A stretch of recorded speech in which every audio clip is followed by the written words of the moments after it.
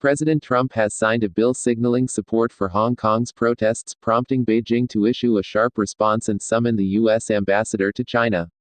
The Hong Kong Human Rights and Democracy Act of 2019 allows the United States to level sanctions on individuals who carry out human rights violations in Hong Kong, which has been rocked by mass protests for more than 5 months. The legislation also requires the State Department's annual certification to Congress that Hong Kong is upholding the rule of law and protecting rights before continuing the city's special relationship with the U.S.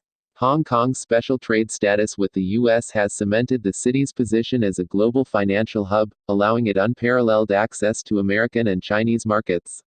The act has wide support among Hong Kong's pro-democracy advocates, who argue the city is so crucial to China's economy that Beijing would not risk losing Hong Kong's trade status with the U.S. Graffiti and chants saying, "Pass the bill," proliferated across Hong Kong in recent weeks.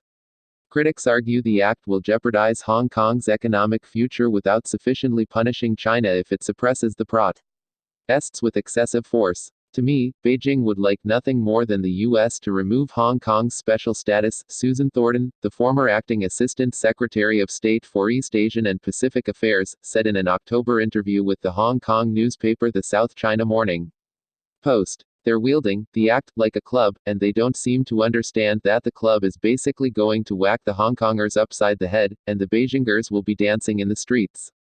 Quote, a second bill signed into law by President Trump this week bans the U.S. sale of crowd management technology, such as rubber bullets and tear gas, to Hong Kong police. President Trump expressed reservations over signing the bills, at a time when the administration has been locked in tense trade negotiations with Beijing. "I signed these bills out of respect for President Xi Jinping, China, and the people of Hong Kong. They are being enacted in the hope that leaders and representatives of China and Hong Kong will be able to amicably settle their differences, leading to long-term peace and prosperity for all," he said in a statement.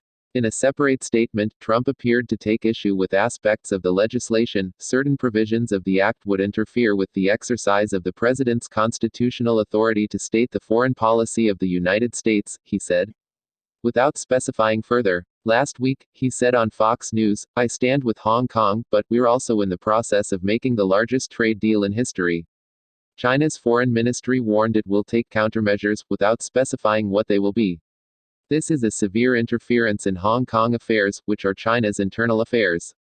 It is also in serious violation of international law and basic norms governing international relations, the foreign ministry said in a statement. This act will only further expose the malicious and hegemonic nature of U.S. intentions to the Chinese people. On Monday, China's Vice Foreign Minister Zheng Zeguang summoned U.S. Ambassador to China Terry Branstad, according to a Chinese notice posted on the ministry website, lambasting Branstad for U.S. meddling in China's internal affairs. China has repeatedly blamed foreign interference from the U.S. and UK for stoking the anti-government protests. The protesters in Hong Kong say they are demonstrating to protect the limited autonomy and civil rights promised to them after the United Kingdom handed the city back to China in 1997. Millions took to the streets this summer in peaceful marches over a now withdrawn extradition bill to send suspected criminals to mainland China for trial. Their demands now include democratic elections and investigations into alleged police brutality. According to Hong Kong demonstrators and international rights groups, Hong Kong police have used excessive force to crack down on the protests. The U.S. legislation gained bipartisan support this year amid growing concerns that Beijing might suppress the current protests with military force or curtail civil liberties through restrictive national security measures. The U.S. House and Senate passed the Hong Kong Rights Act with overwhelming, veto-proof majorities. Florida Sen. Marco Rubio applauded the president's signing of the bill he sponsored. The U.S. now has new and meaningful tools to deter further influence and interference from Beijing into Hong Kong's internal affairs, Rubio told NPR's Franco Ordo-N-tilde-EZ. Following last weekend's historic elections in Hong Kong that included record turnout, this new law could not be more timely in showing strong U.S. support for Hong Kongers' long-cherished freedoms.